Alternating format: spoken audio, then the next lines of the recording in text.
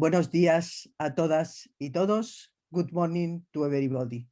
I am going to say a few words in Spanish, and afterward, Professor Fernando Laot will continue this session in English.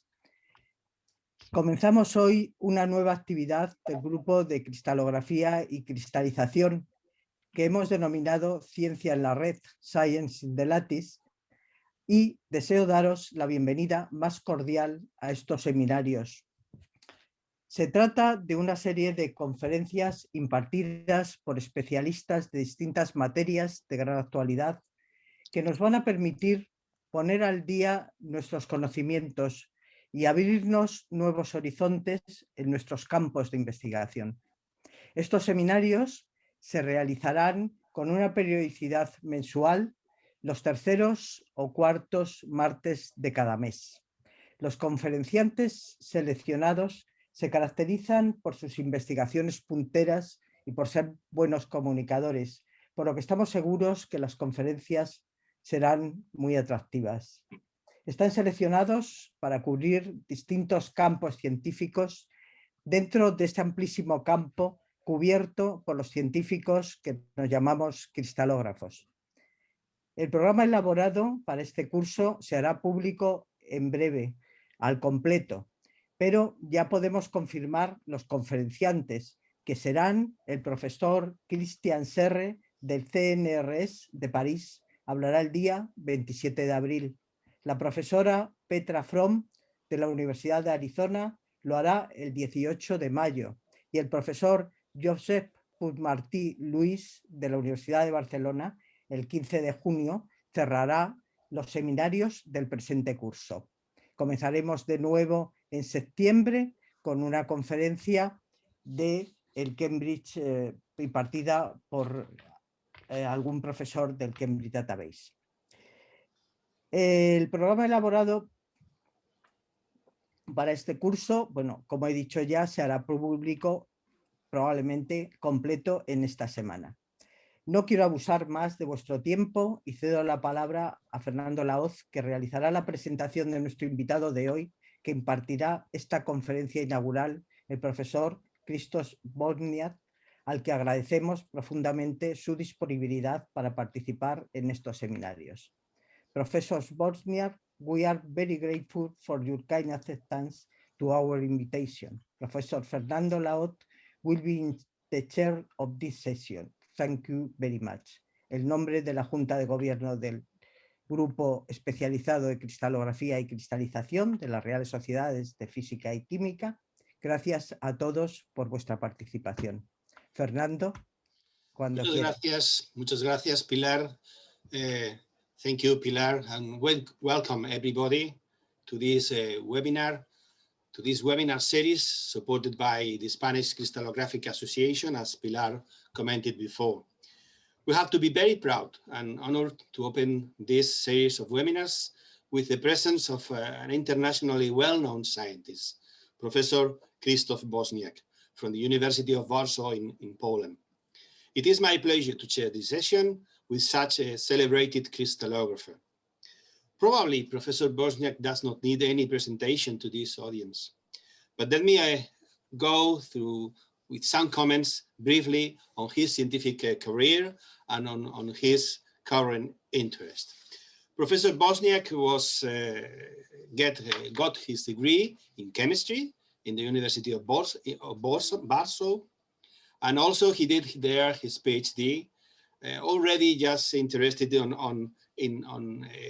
interatomic interaction. He did his PhD on influence of hydrogen bonding on properties of molecules. He did his first postdoc in the University of Cambridge. We shared the postdoc in Cambridge with the president of our group and myself also. It is a very nice place for learning crystallography. Always maintaining his connection with the University of Warsaw, Professor Woźniak just did several stays all around the world, just trying to collaborate with people, to learn from other colleagues. And he visited, for instance, the University of Wales, University of Glasgow, Central Florida in Orlando, University of Wisconsin in Milwaukee, and also the University of Denmark to Suva, Tokyo, and other places as I told you, in different places of the world. He was visiting professor in 2007 at Nancy University with his friend and colleague, Professor Lecomte.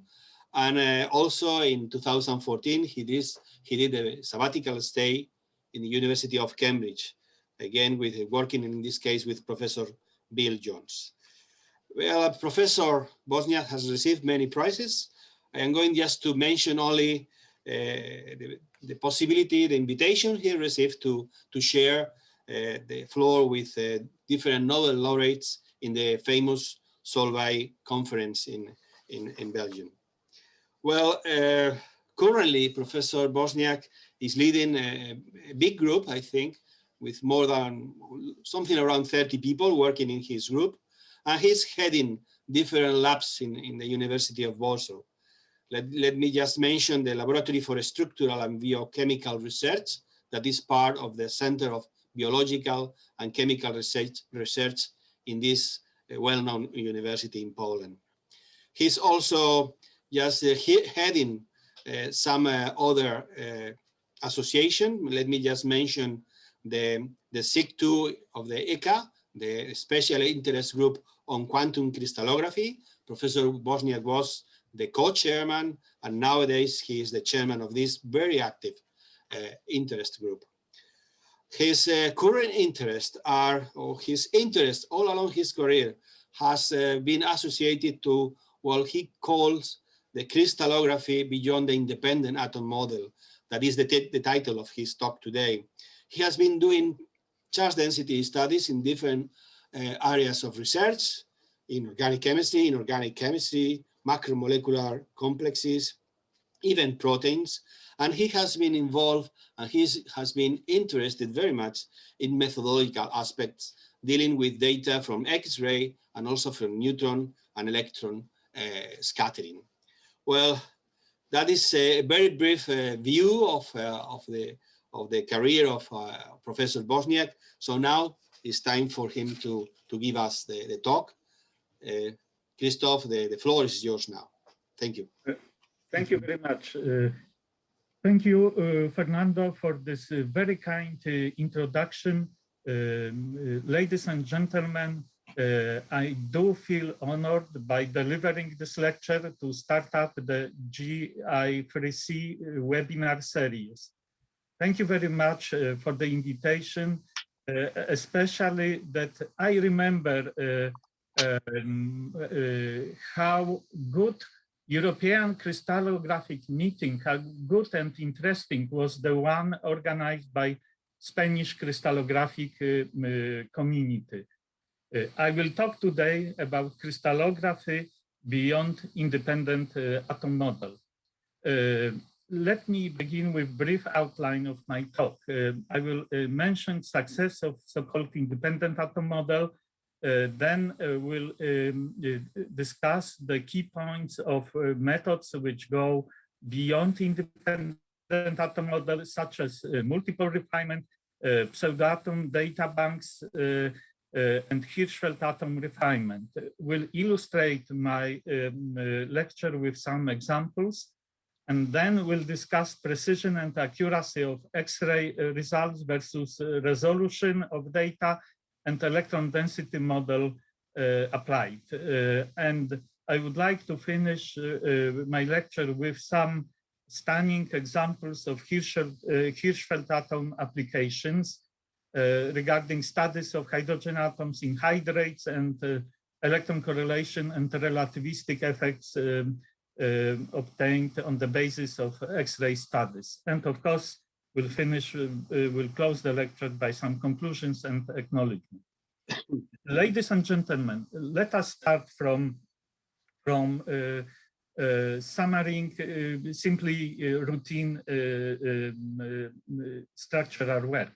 When we have a piece of good single crystal, we can mount it on a diffractometer, get thousands of frames which contain reflections, intensities of which are a function of a few instrumental factors which can easily be taken care of. And the most important are the function of the square of structure factor. Structure factor is a sum of atomic contributions called atomic scattering factors, which are Fourier transforms of atomic electron densities. And these atomic scattering factors are multiplied by this exponential term, which contains phases. Once we know the phases from the structure solution, we can simply calculate three-dimensional Fourier series and get electron density distribution in maxima of which we put atoms. This is a kind of summary of our routine X-ray studies. They are all based on a so-called independent atom model because individual atoms are represented by spherically average electron density distributions obtained by theoretical methods for isolated atoms. So in fact, we refine a certain simple model, electronic model of a given molecule in X-ray studies. And independent atom model does not take into account changes in electron density distribution of individual atoms due to chemical bonding, charge transfer, long electron pairs, etc. However, it is extremely successful. In this transparency, you see some milestones of structural analysis, starting from a couple of hundreds of mineral structures solved and by the Braggs by the end of 30s of the previous century, say famous structure of DNA or RNA or complexes of RNA or ribosome, which is a really excellent example of the power of structural analysis. And also including membrane proteins or even molecular machines. There have been plenty of Nobel Prizes for research in which structural analysis was applied. However, this independent atom model actually was introduced in 1914 by the father Bragg and Compton at the time when Max von Laue was getting his Nobel Prize.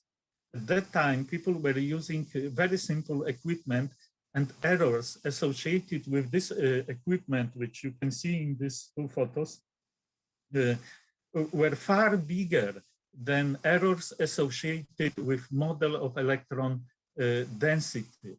And it's the big paradox that these days, when we have completely different, as I'm saying, scientific toys, or rather scientific tools to perform our analysis, such as very precise and accurate X-ray diffractometers, even desktop synchrotrons as this one, or real synchrotrons, or free electron lasers, we still almost 100% of data is refined with independent atom model. So in this transparency, you see more or less what I call the structure of model crystallography. 99.7% of all 1.5 million structures of million of known structures have been solved and refined with independent atom model. Only a couple of thousand of structures have been refined with other so-called aspherical atomic electron density approaches.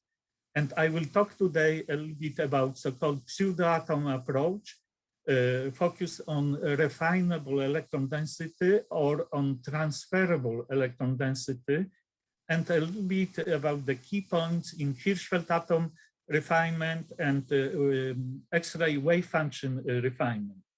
There have been quite a few more advances in this field, including extremely localized molecular orbitals by Genoni. And last year, not long time ago, he and Simon Grabowski, now from Bern, they combined this in a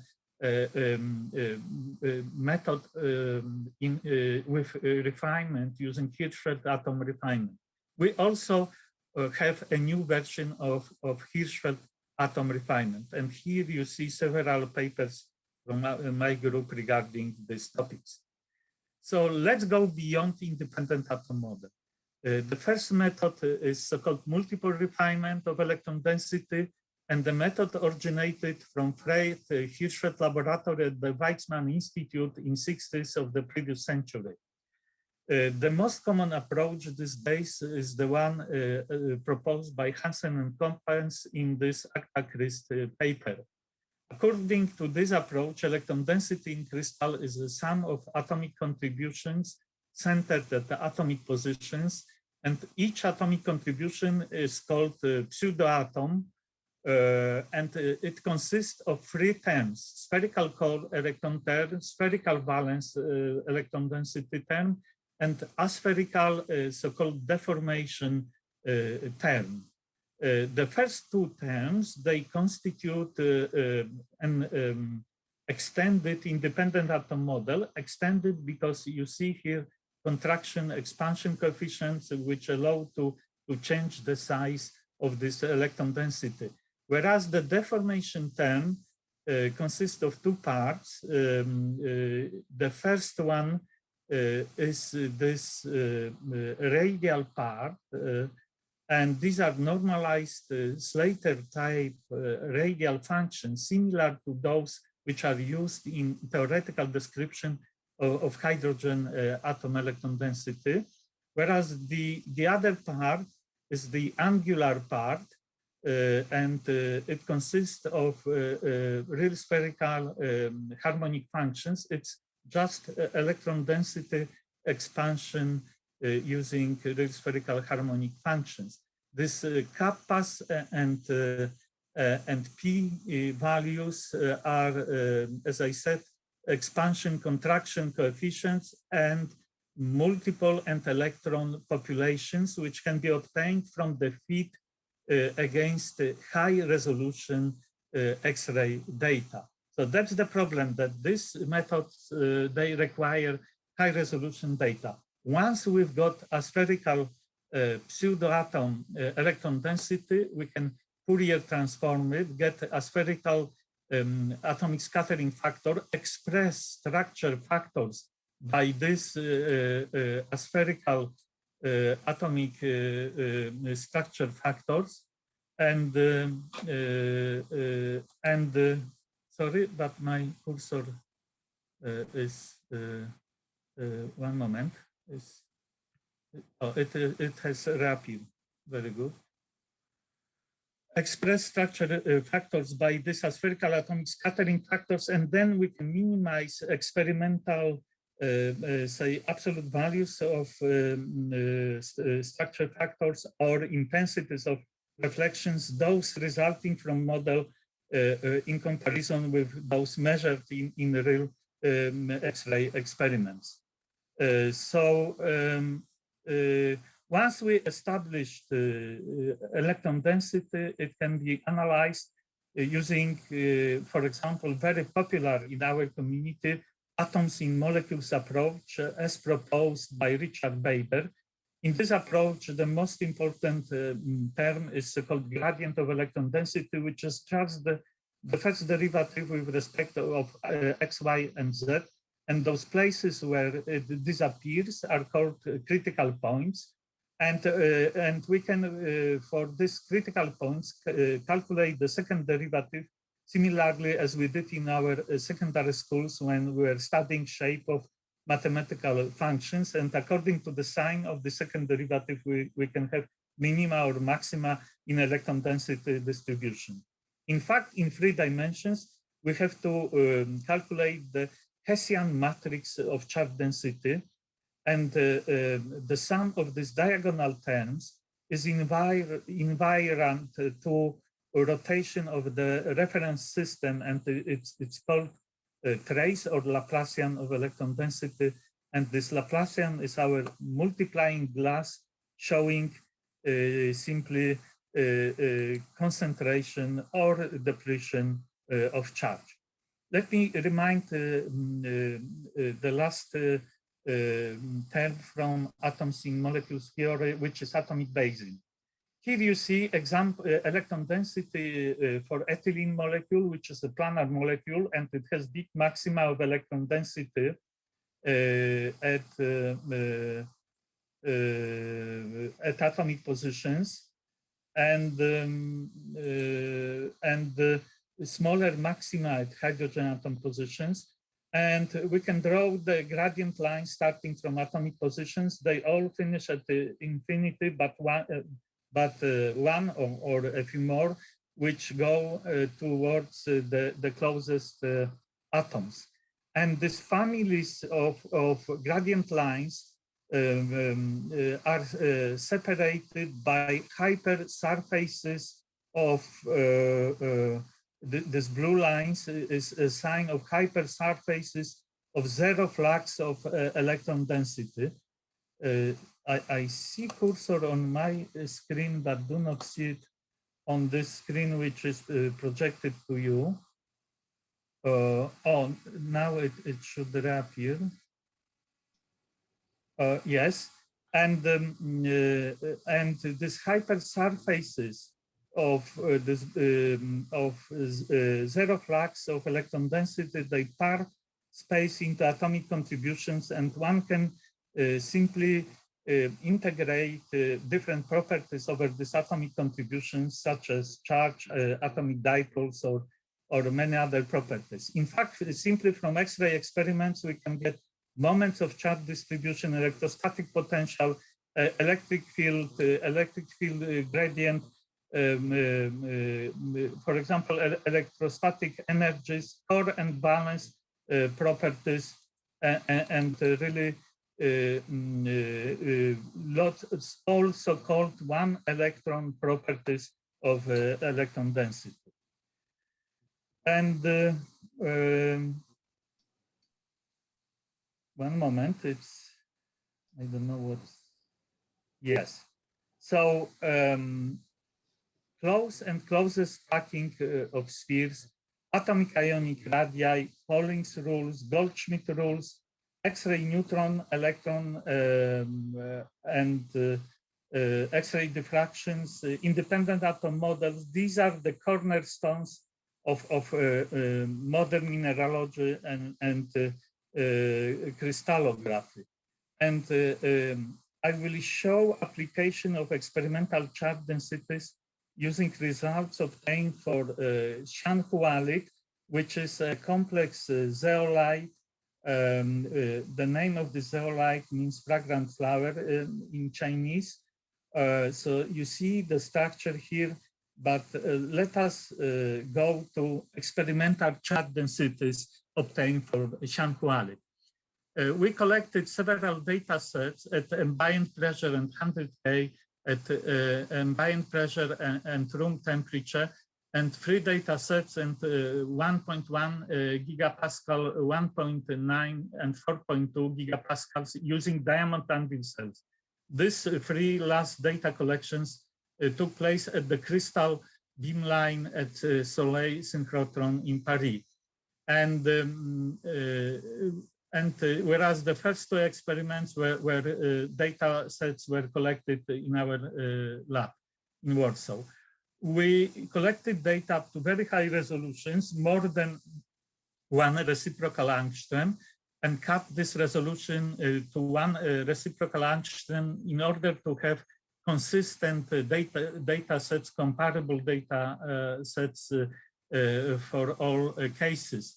And here you see residual electron densities.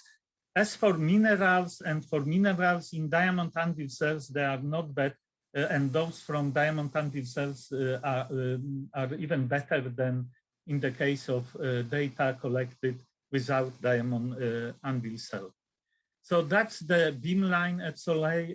X-rays come from this side. Here is a microscope. We use a diamond anvil cell, and this is the detector. And we actually were using diacetyl 120 DAC, which has very large opening angle, 120 degrees. And that's very helpful in collection of high resolution data sets. In classical approach to a mineral or crystal structure, an important role is played by polyhedra and type of position occupied by ions or atoms.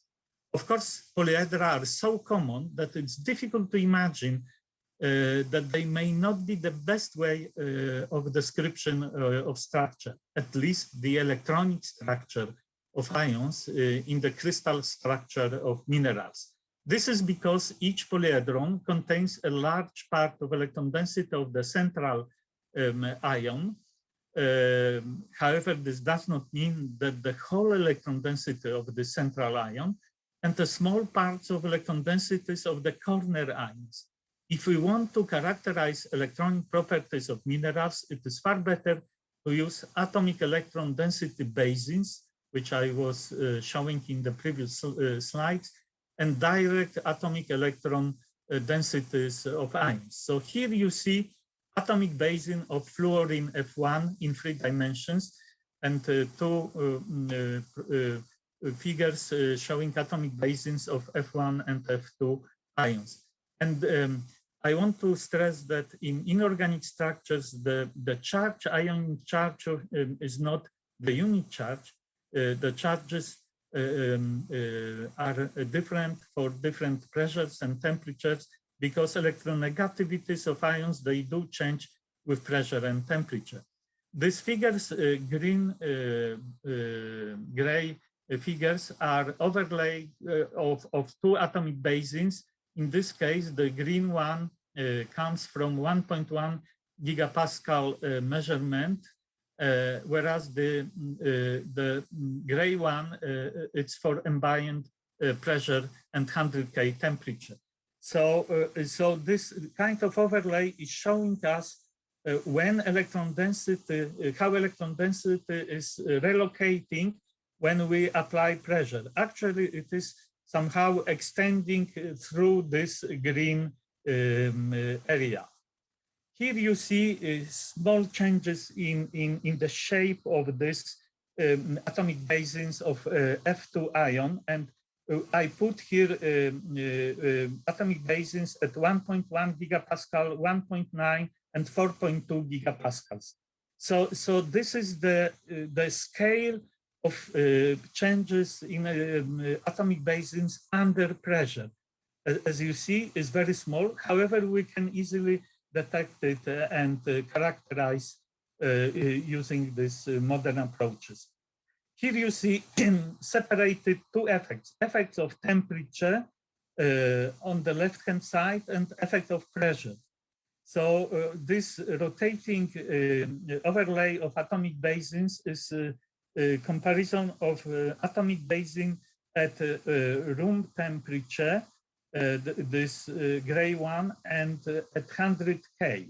So we see, surprisingly, that the one at 100K seems to be slightly bigger than the one at room temperature. On the right-hand side, you see comparison of atomic basins for F1 ion at ambient pressure and also at 4.2 gigapascals. Again, electron density is relocating through this green area where high pressure is applied. We can look inside the atomic basins. In this figure, what you see in this figure are differences in total electron densities for F2 ion for data collected at ambient pressure and 100K in comparison with 1.1 gigapascal electron density distribution.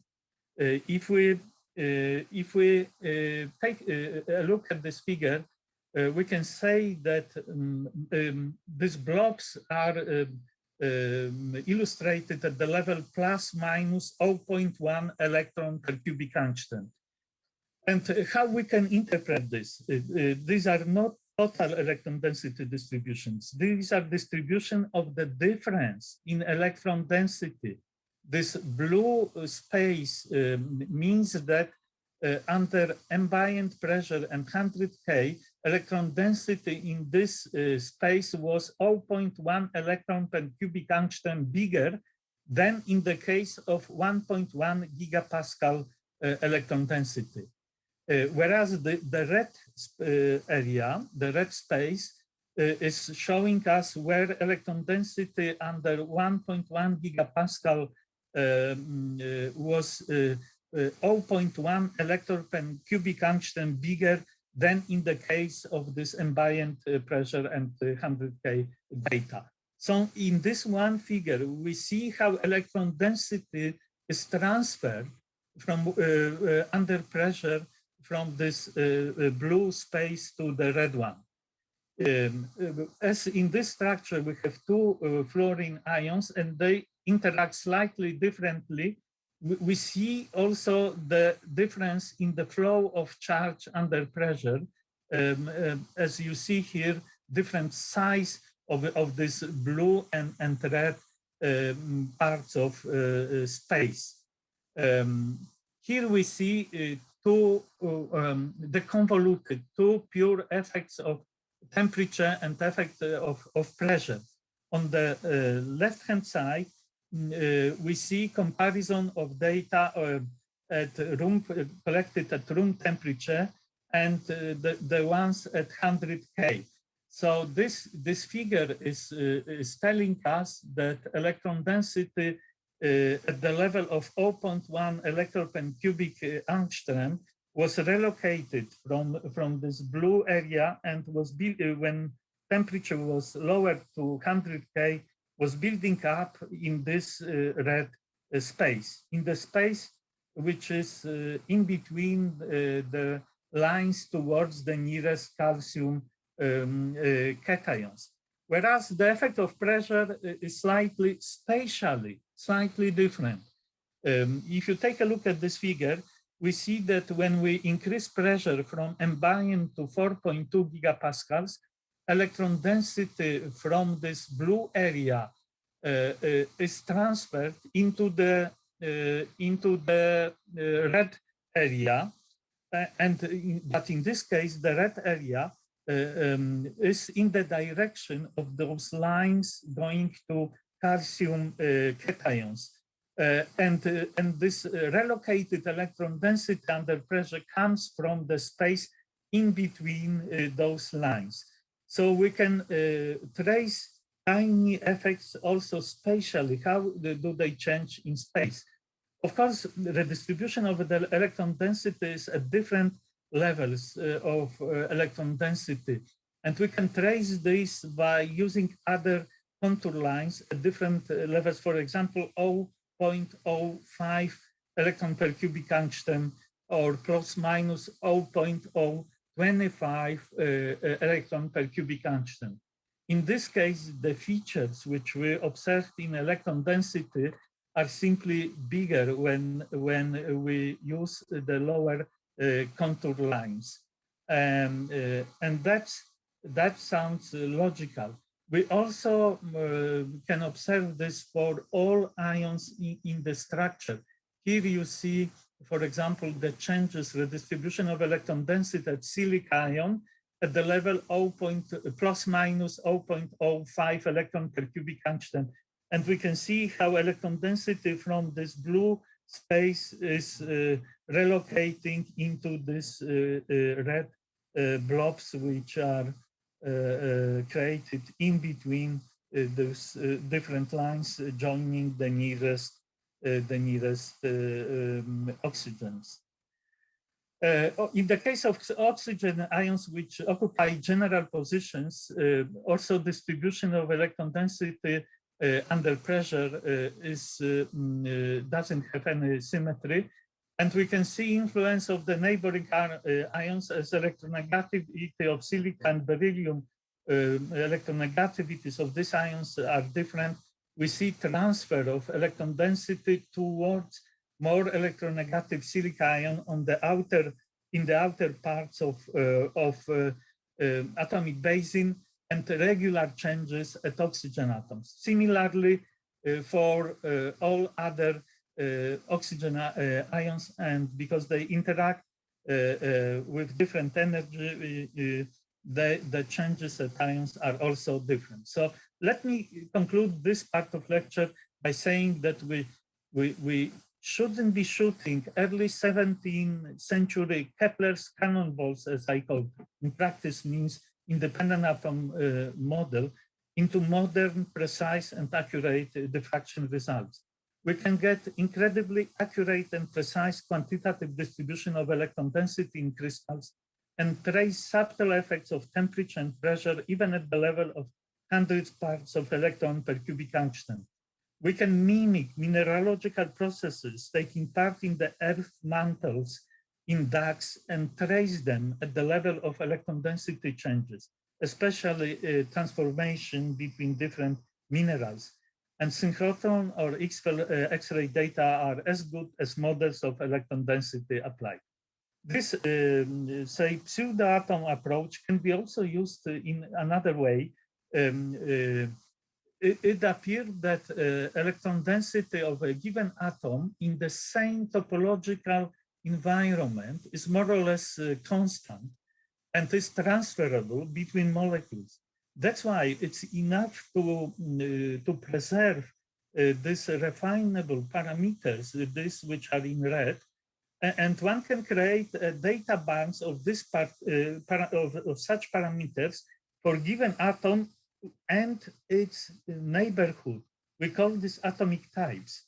So we can have plenty of different carbon atomic types or nitrogen atomic types depending on the neighborhood, on topological neighborhood of other atoms or ions. And we can use then such ready bricks of electron density to reconstruct electron density in small molecules or even in proteins. And 3 such data banks were created. The first one, which originated from Professor Koppen's lab and now is being developed by Paulina Dominiak, now independent professor who rooted from our group. The other one is developed by Christian Jelsch at Nancy, and the second version of this data bank called Elman was created with the help of Dr. Domagawa from our group when he was on his postdoc. And the third one is Environ Data Bank created by Birger Dietrich from Göttingen, who is now working for a company. They differ in the way these ready bricks of electron density are produced, but this is not that important. If you want to see more details, go and read these papers. But they play the same role. With help of this pseudo-atom data banks, one can reconstruct electron density in proteins and also in, for example, drug molecules. And I will show you an example of studies of interaction of sunitinib done by Dr. Marta Malinska. That was a part of her PhD thesis. She reconstructed electron density in sunitinib and also in proteins in kinases with which sunitinib is interacting. It's a good drug for 6 types of tumor.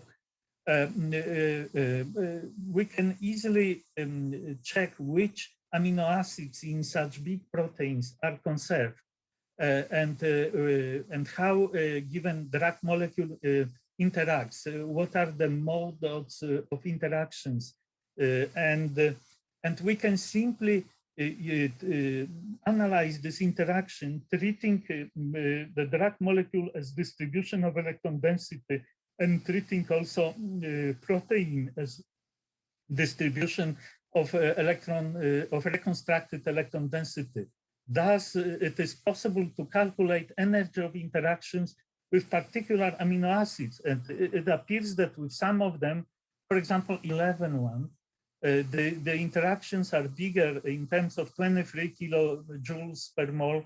With some others are intermediary, as for example, with the first one or with the 13-1, and the rest are rather small. So from this X-ray type analysis, when we know, then we can conclude about mode of interactions, about mechanism of interactions. We can improve also the properties of drug molecules. And in this case, it appeared that when the sunitinib molecule was entering the binding pocket, the changes of electron density were small, but they were generating big changes of electrostatic potential. So the drug molecule and the protein, they recognize each other by complementarity of electrostatic potential. You can see more details in this paper in ACTA CRISD. Let us now move to another method, which is called Hirschfeld atom refinement. In Hirschfeld atom refinement, the key point is another partition of electron density, which is applied to describe atomic properties. This is Hirschfeld or Stockholder partition. According to this partition, electron density of atom A at point R is just electron density at this point multiplied by weight. And the weight is the ratio of spherical contributions at this point R coming from atom A to the sum of spherical contributions coming from all atoms forming given moiety. When we got this atomic electron density, we can Fourier transform it similarly as I was showing in the previous cases. And when we Fourier transform it, we can get a spherical Hirschfeld atom scattering factors, and we can express structure factors by this spherical Hirschfeld atom scattering factors, and we can minimize the differences between structure factors obtained from our present model with those obtained from experiment. And the whole idea comes from Dylan Jayatilaka, a professor of the University of Western Australia at Perth, who introduced the Tonto program software. It maybe doesn't sound very good in Spanish, but the name, I mean, but the software is excellent, and he's refining the structure using the chi-square formula, which is also an excellent idea. So the whole scheme of this Hirschfeld atom refinement is the following. That firstly, routine structural analysis is performed, and starting atomic positions and ADPs are used to calculate molecular wave function. These calculations can be done for either for isolated molecule or for the molecule surrounded by a set of charges, dipoles, multipoles, in order to mimic the influence of crystal lattice. Once we've got the molecular wave function, we can partition this according to this Hirschfeld partition, obtaining Hirschfeld atomic scattering factors and expressing structure factors by this Hirschfeld atomic scattering factors. Then we can perform minimization using this chi-square formula, get new positions, and for this of atomic positions and new ADPs values, and then calculate new wave function, and we can do this until we get convergence. So that's the main idea of Hirschfeld atom refinement. This Hirschfeld atom refinement can be coupled with energy minimization, this allows to get X-ray wave function refinement. The second step, which we call X-ray constrained wave function refinement, is a fitting of wave function to experimental structure factors, and this is done by minimization of Lagrangian. And this minimization is obtained by varying molecular orbital coefficients. So in this Lagrangian, we have energy term, which could be either Hartree-Fock or Kohn-Sham type expression. And we have also an extra condition, an extra term, because you see here this chi-square value from the minimization of geometry and another term which describes desired agreement with experiment. So it is minimization of energy, but constrained by this geometrical minimization. So we are somehow shifting from the quantum mechanical minimum of energy towards least square minimum of geometry. And we can perform these two steps until we get convergence. And when we get convergence, we have wave function constrained to reconstruct X-ray diffraction data. So this is the way how we input information from experiment to the wave function. And these calculations of wave function can be done at different levels of theory, using minimal basis set, using different basis sets also. So we can use minimal, Pope split, correlation consistent, all electron, and even more advanced basis sets. This is giving incredible results, which I will present soon. But before I do this, let me tell you what do I understand by accuracy and precision of results. For me, science has a similar structure as religion. In the religion, we believe in God. As you know, Poles are very religious people, me including. In science, we believe that the true values of parameters exist. However, whichever method we use, we are only getting certain estimates of these true values. The true values, although we believe that they do exist, they are beyond reach. By doing plenty of experiments, we can get distribution of results, and the average value from this repeated experiment is the best estimate of this true value. The difference between the average and this unknown true value is the true accuracy, which is beyond reach. When we use different techniques, we can get relative accuracy, for example, comparing X-ray and neutron results.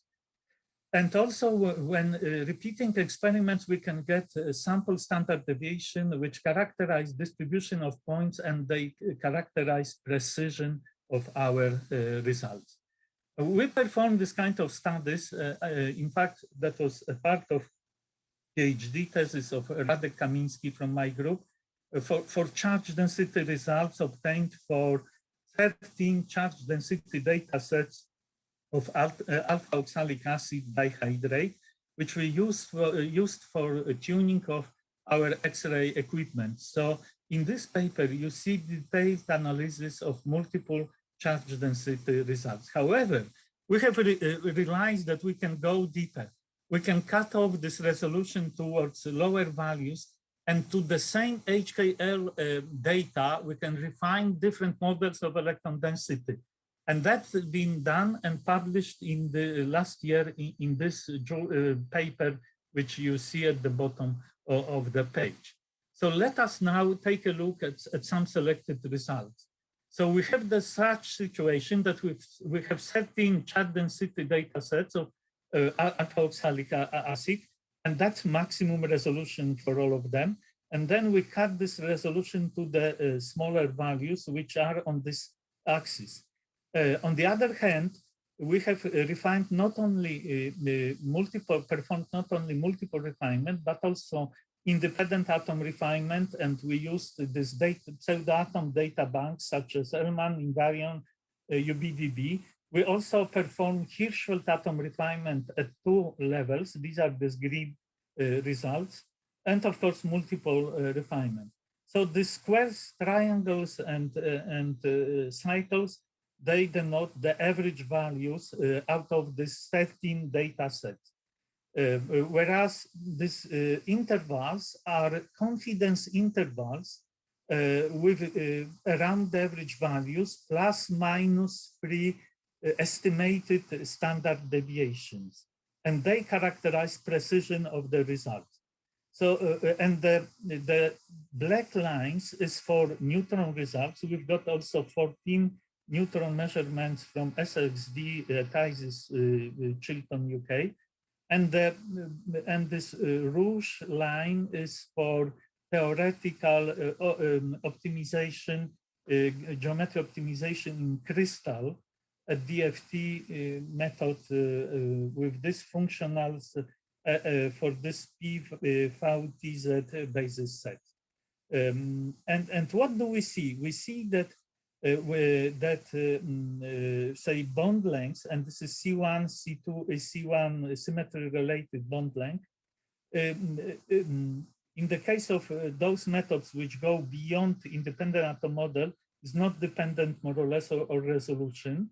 Precision with more or less the same precision, with exception of independent atom model approach, for which for routine experiments, precision is more or less twice worse than in the case of other refinement of other models of electron density. But if we use even in routine independent atom model refinement data, high resolution or higher resolution data, we are getting more or less the same results as with aspherical models. In the case of valence angles, situation is very much alike for bond length. Again, these aspherical models are doing far better, and there is, since certain resolution, there is a significant difference in accuracy and precision of independent atom model refinement. In the case of bonds to hydrogen atoms, we see systematic difference, which is routinely taken care of by normalizing lengths for bonds to hydrogen atoms to neutron data. We see this clearly because that's the results for independent atom model. With lower resolution data, also the precision of this data is worsening. Whereas take a look at Hirschfeld atom refinement, this green intervals and points. It's giving almost neutron quality bond lengths. And also pseudo-atom data banks are applied, are giving the bond lengths which are intermediary between independent atom model and Hirschfeld atom refinement. Of course, for hydrogen bond length, we have like mirror image of the previous situation with Hirschfeld atom refinement doing very best, giving results close to neutron hydrogen bond lengths and giving the very best precision. Let us take a look at different measures of errors. One is estimated standard deviation, which are getting from the refinement using least square method, for example, and this sample standard deviation error obtained from multiple measurements, repetition of given experiment. Of course, estimated standard deviation is telling us only about transmission of errors from our input variables with our final results. And they should be always smaller than sample standard deviation, which is taking far more sources of errors into account. And that's the case. I mean, ESDs, which are this open figure data for different ways of refinement, are always smaller, underestimating real errors. Whereas sample standard deviations are bigger, but for both groups, Hirschfeld atom refinement is giving the smallest errors. We could decrease the errors even using independent atom model approach. In the case we were using high resolution data, but still ESDs would give us errors which are 2.5 times underestimating the real errors. So that is important to know that ESDs are not giving us true values of errors. In the case of temperature factors, we also see that, say, isotropic temperature factors for hydrogen atoms are systematically different. They should be corrected similarly as we correct bond lengths, whereas Hirschfeld atom refinement is doing very well, and also aspherical pseudo-atom data banks are doing extremely well, giving neutron quality data. In the case of thermal motions of non-hydrogen atoms, independent atom model is especially for routine data collection is giving imprecise and is giving inaccurate data, and we should use data above more or less 60, 70, 2 theta equals 70 degrees if we want to have better quality temperature factors. Of course, all these differences when we're refining different models were very small in terms of absolute values. Do they really matter? Here we see the cohesive energy or crystal lattice energy, which is calculated using this formula. The reference crystal lattice energy calculated using neutron results is given by this line. So when we use structural results obtained by performing Hirschfeld atom refinement, we are in error mostly 12 kilojoules per mole. When we use data bank approaches, we are in error mostly around 20 kilojoules per mole. Also for low resolution data, this pseudo-atom data bank approaches are doing very well. Whereas where we are use independent atom model data, on average, we are in error 45, 50 kilojoules per mole. That's why by refining independent atom model, we are unable to analyze subtle interactions between ions and atoms. However, the situation is improved when we normalize the lengths to hydrogen atoms to neutron data, and these are these black dots, and they are giving the error around 20 kilojoules per mole, and this is the error associated with underestimating the changes of valence angles. We have performed large-scale studies analyzing 81 published good quality high-resolution X-ray results for which neutron data were available, and categorize all bonds to hydrogen atoms into different types of bonds, as Allen and Bruno did in this ACTA-CRISP paper, which is often used for as a reference for different bond lengths to hydrogen atoms. So they have divided, they have introduced this 20 or even more different types of bond lengths. And you see here a comparison of distribution of bond lengths. Neutron results are this deep blue results. Hirschfeld atom results for maximum resolution are this deep red ones.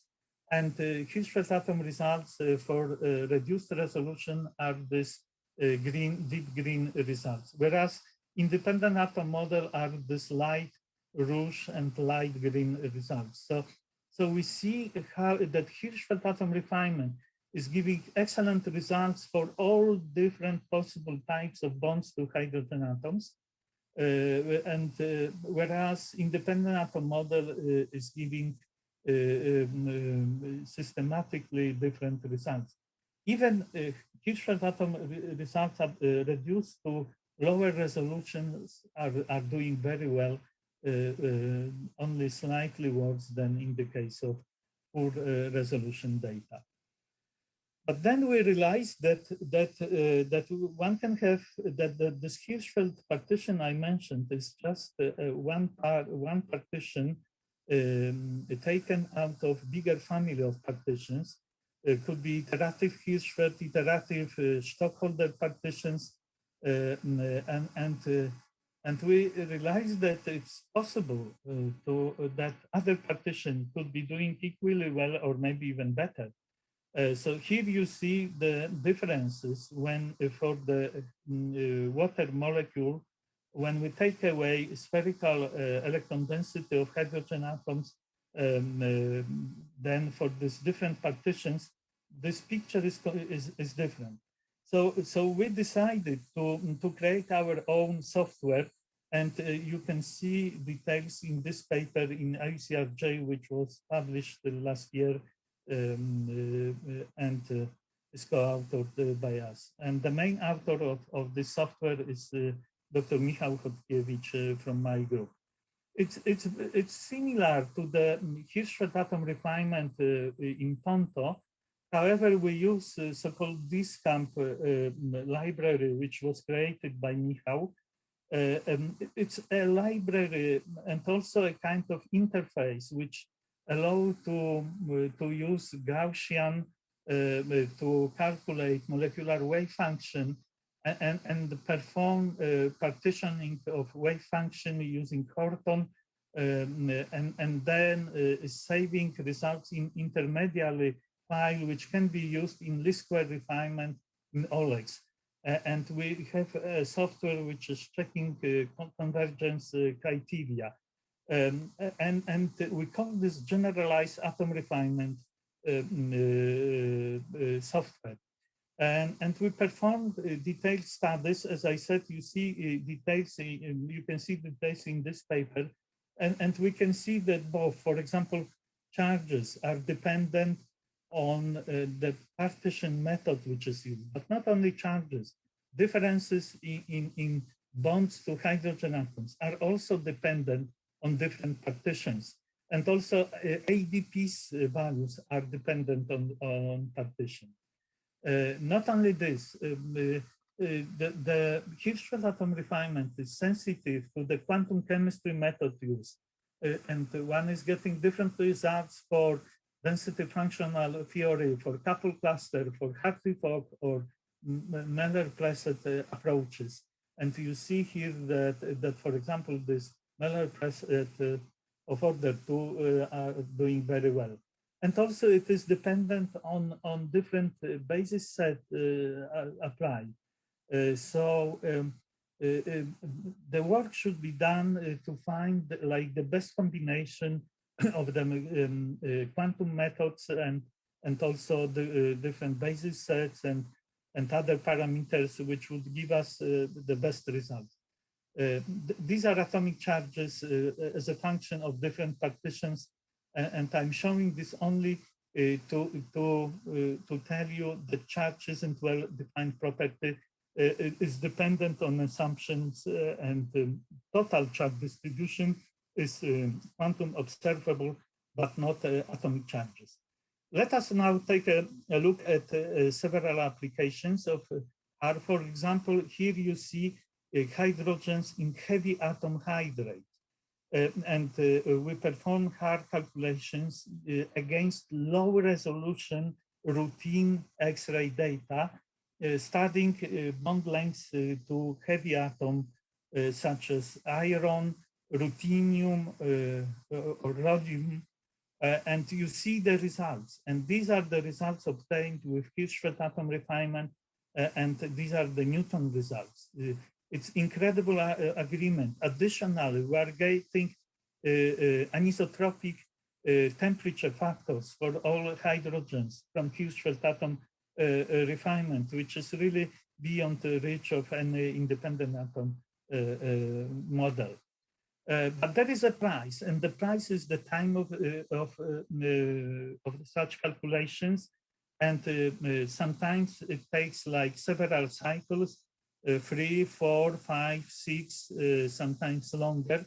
And take a look for these three structures. The time of data collection on Linux machine with 24 cores was 11 hours per one site, here 15 hours per one site, and 32 hours per one site. So these are hundreds of hours of data collection time. Whereas the changes of different crystallographic parameters are very small, and we are improving structures where these typical parameters such as goodness of fit or discrepancy factors are stop playing their important role we observe in crystallography. We have decided also to check whether we can trace with X-rays relativistic effects in this kind of complex gold or aurum derivative. We collected several data sets, with the best one being from Spring 8 up to the resolution 0.45. The results will soon be published in IUCRJ. They are in press. And never mind these numerical values of these refinement parameters, we can refine using using different theoretical approaches and basis sets in such a way as to show the effect of, for example, electron correlation when we refine using density functional theory and compare this results with Hartree-Fock approach. We can study relativistic effects when we confirm refinement using density functional theory, including anharmonic effects, using relativistic approach and non-relativistic approach. And we can see also the effect of anharmonicity. That's what we perform. Here we see some numerical values. I just want to pinpoint that there are some small changes in, for example, at the bond critical points, and the effect of relativistic effects are at the level of 2–3% in the electron densities and 20% in the Laplacian values. For this aurum carbon bonds, and whereas for aurum phosphorus bonds, they are bigger and they are at the level of 5% in electron density at bond critical point at 12%, whereas the electron correlation effect is even at 64% in the Laplacian value. So a Laplacian is more sensitive. And here you see this difference in relativistic, here you see the relativistic effect, and these are the difference in electron density distribution obtained using relativistic approach and non-relativistic approach. And we see that these differences are more or less along this line joining different atoms, whereas the changes in electron correlation are in the more or less perpendicular direction. We see that when we use relativistic effects, the bond critical point is shifting towards the heavy atom. And we see that also valence electrons are affected by this relativistic effect. And in the case of Laplacian values, these changes are even more pronounced, and that's two-dimensional illustration of changes of differences in Laplacian values describing relativistic effects and electron correlation. And again, this effect seems to be somehow perpendicular one to the other one. Whereas we can also see consequences of anharmonicity and changes in thermal movement of this aurum of gold atom, and they are in the most pronounced in the direction of free space around this atom. And we can trace also, we can take a look at the profiles of electron density at the core region, outer core region, and valence region for those two bonds, and clearly see how correlation effects and the relativistic effects behave in these particular regions. And we can see that relativistic effects are really far bigger at the valence region and outer core region, and for both bonds, and they have more or less similar structure. We see really big changes in the for particular bonds in Laplacian values. Again, a shift of Laplacian, this relativistic refinement is this rouge or violet lines, whereas non-relativistic is this rouge or violet lines, whereas this darker lines, they describe a relativistic distribution of Laplacian in a bond. And we can measure contraction, relativistic contraction of electron density, in particular shells of electron density. So this is what is simply possible with these methods. Never mind numerical changes of different parameters and thermal factors and also Gram-Chalier values, but they all are, almost all are significant when we refine them, when we have good quality data. So let me finish this lecture by saying that even at the independent atom model level, results of structural analysis can easily be improved by using X-ray data collected to higher diffraction angles or by applying spherical electron density models. Multiple measurements can give us reliable estimates of precision and accuracy of structural results. Precision and accuracy of X-ray results do increase with resolution and depend on the model of electron density refined. Haar and other approaches of what we call quantum crystallography are absolutely fantastic. They supply incredibly high quality, precise and accurate structural and electron density parameters, significantly extending the range of scientific problems which can be studied by different X-ray methods. Most of other X-ray methods, for example, powder diffraction, per distribution function, electron diffraction, can and should be upgraded by applying quantum crystallographic approaches. And these are figures from our cover pages of our papers.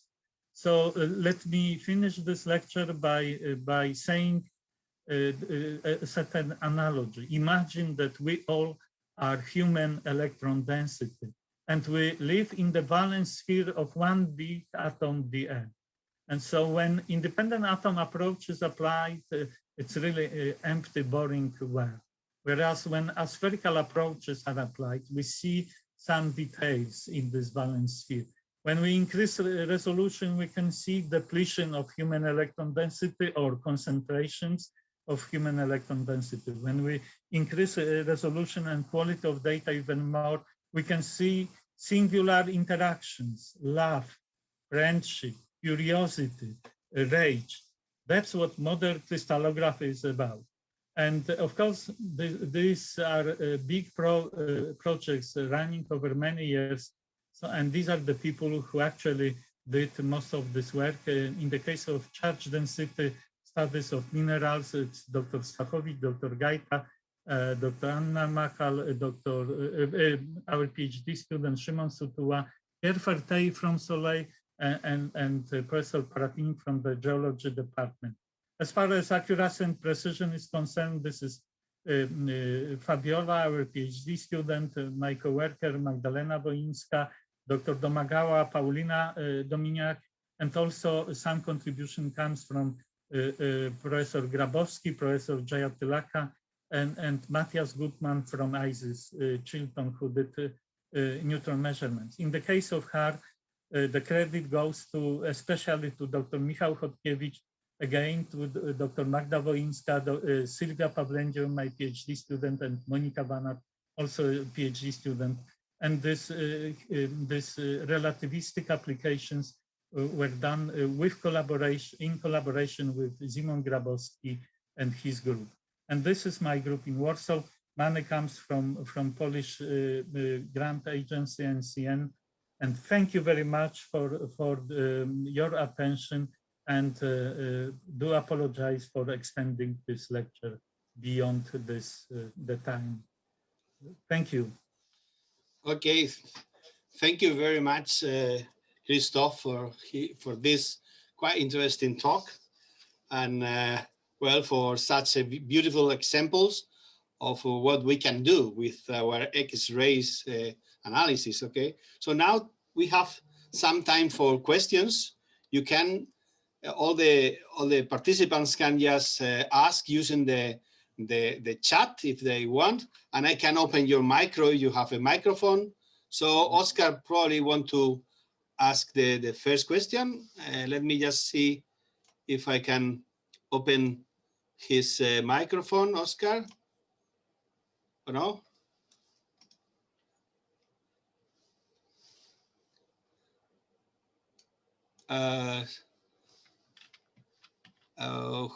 Who is? Let me. Oscar should unmute himself. Yes, sorry. Well, anyway, if someone wants to talk, please just put a message in the chat, please. Well, just to open the to break the ice, I would like to ask you a question. Yes, you have shown us that with this sort of refinements, with this sort of models, we can improve certainly the data we can get from our measurements. But my question is, why do you think this alternative, these different refinements are not arriving to the normal crystallographic labs? Why don't we take these approaches and take them to our labs in the way we are using the IM model? Well, this is partly due to the big success of independent atom model and due to, say, routine practice we all got used to. And it's difficult to change our habits to use these new approaches. But we are helping to do this because we are now incorporating this Hirschfeld atom refinement of our production into the major crystallographic software such as YANA, MoPro, and Crystals. And there is another version of Hirschfeld atom refinement developed by Simon Grabowski together with his co-workers in OLEX. So when these packages, when these programs will be available in all these packages, it will be easier to use them by people. Because at present, it's more like an art rather than routine study. However, no, I do not have any doubts that we are opening something new, that we should combine jointly, combine the quantum crystallographers.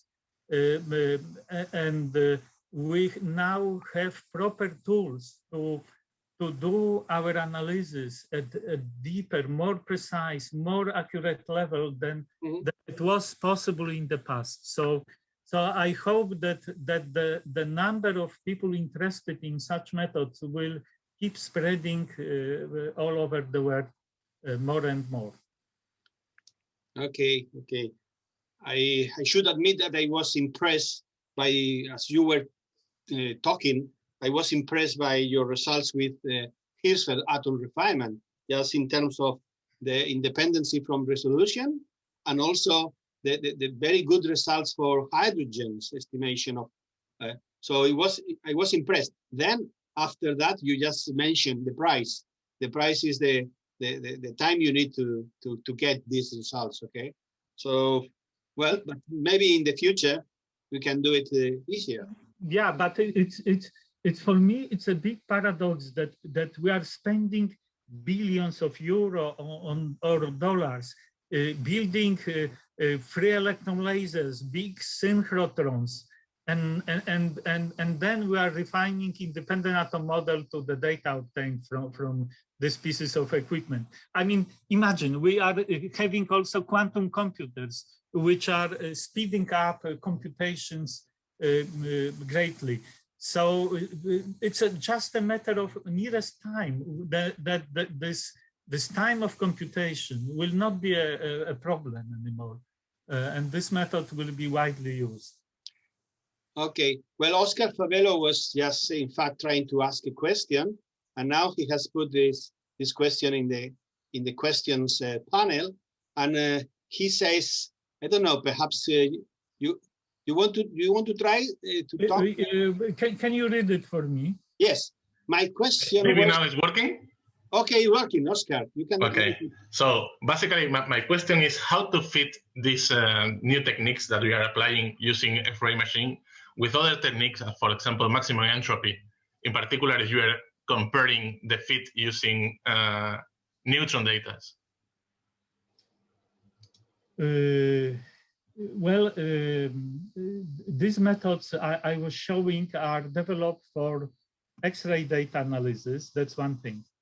The second thing is maximum entropy method. They also could be applied in the case of the analysis of X-ray results. On one hand, I do like this maximum entropy methods.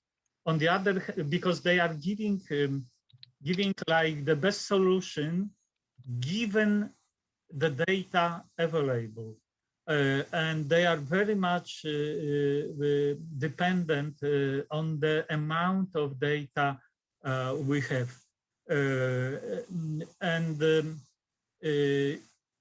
In my opinion, the most important thing is in all crystallographic approaches, whenever we use atomic electron densities, to replace the spherical atomic electron densities by aspherical ones. I mean, the spherical atomic densities are artificial because atoms has a spherical atomic density only at infinity. Whenever we put two atoms close one to the other, then these densities are deformed. So we can improve a lot of different methods. Would be interesting to see a comparison of, for example, using the same data sets of maximum entropy and other approaches. We haven't done this yet, so maybe it's good project, for example, for you to perform. Thanks a lot. Okay, there is another question by Felipe Gandara. I think you can talk, Felipe, if you open your microphone.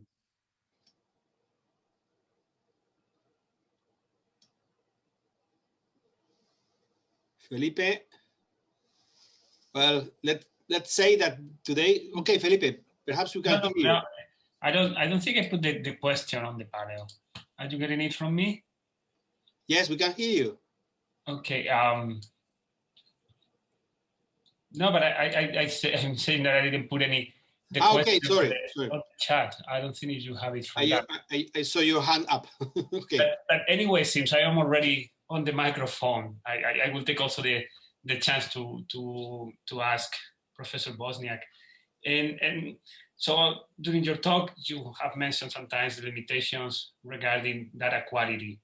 And for many of us working with poorly diffracting crystals, mainly porous materials and so on, this is in many cases a big limitation. Sometimes we don't have good resolution. Sometimes we have to deal just with 1 angstrom resolution, so on. And I just was wondering whether you could maybe give us a little bit or talk a little bit about what could be a good approach when we are dealing with these type of materials, or whether these new approaches can also be considered for maybe improving the description of the interaction between framework and gas molecules and so on. Yes, actually, this is true. I mean, this Hirschfeld atom refinement works very well also for low resolution data.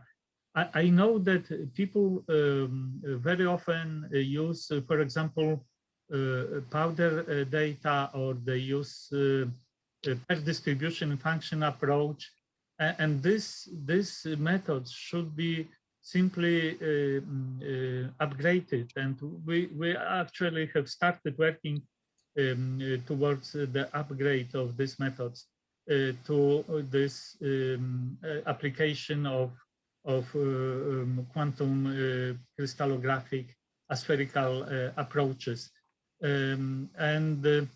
But the quality of data, it really is important. These results will improve the final bond lengths or other parameters or electronic parameters. The more, the better quality of data.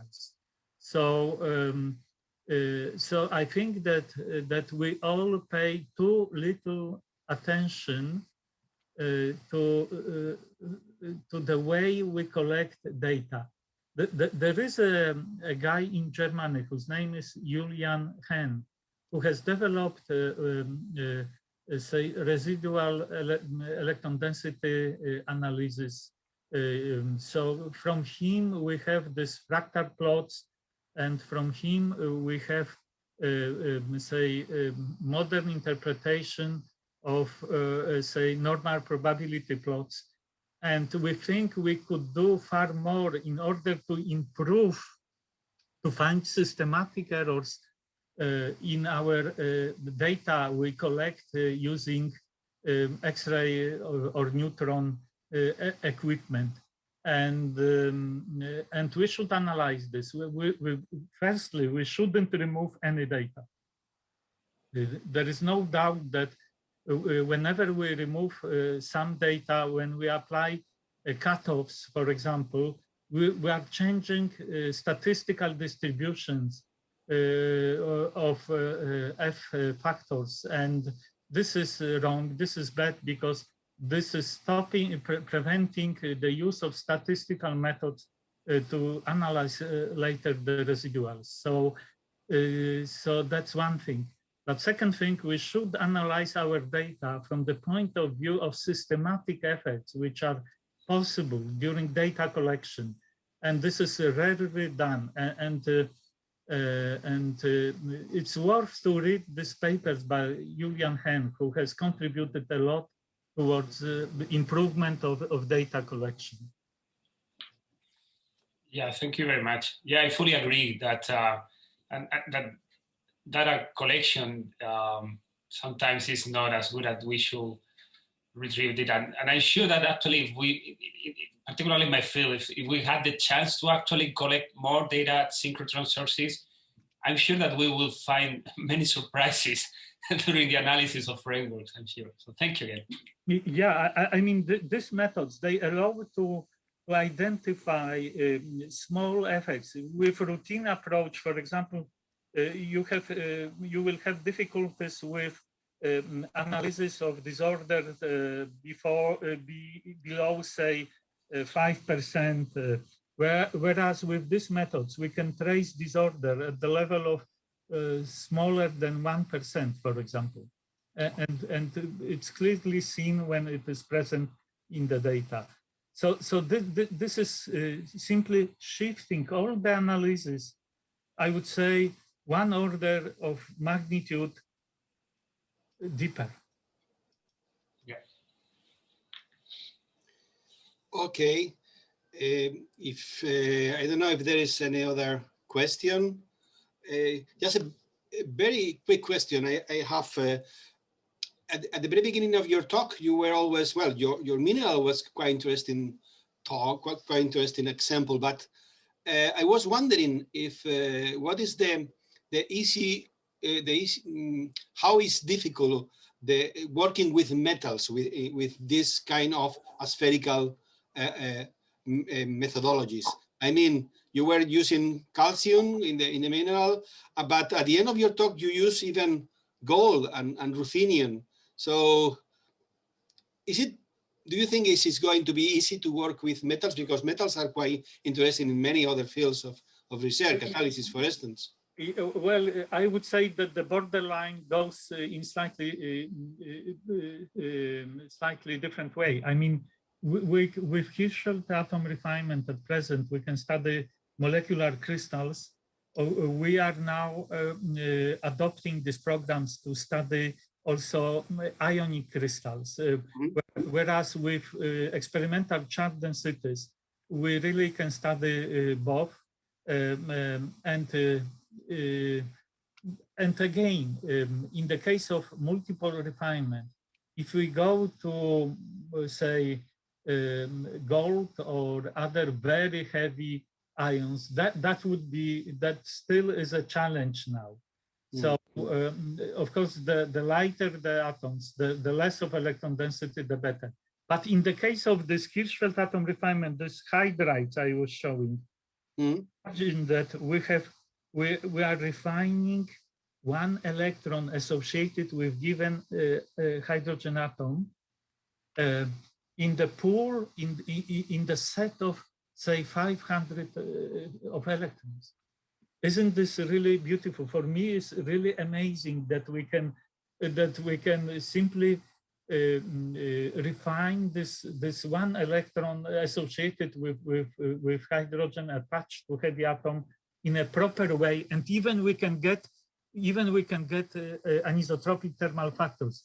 In fact, what we did with Hirschfeld atom refinement, we also refined different forms of ice, for example, and got anisotropic temperature factors for disordered hydrogen molecules in I6 and I7 and other forms of ice. So that is really amazing. So okay, thank you very much, Professor Woźniak. So we have no more questions. We have also finished with our time. So thank you very much, all the participants, and thank you, the speaker. So we will just contact you sometime. We will find you sometime maybe in a meeting. Okay, thank you all, and bye bye. Thank you very much for this invitation and for giving me opportunity to talk to them. That was a great pleasure for me. Thank you. Thanks a lot. Bye bye. Thank you. Bye.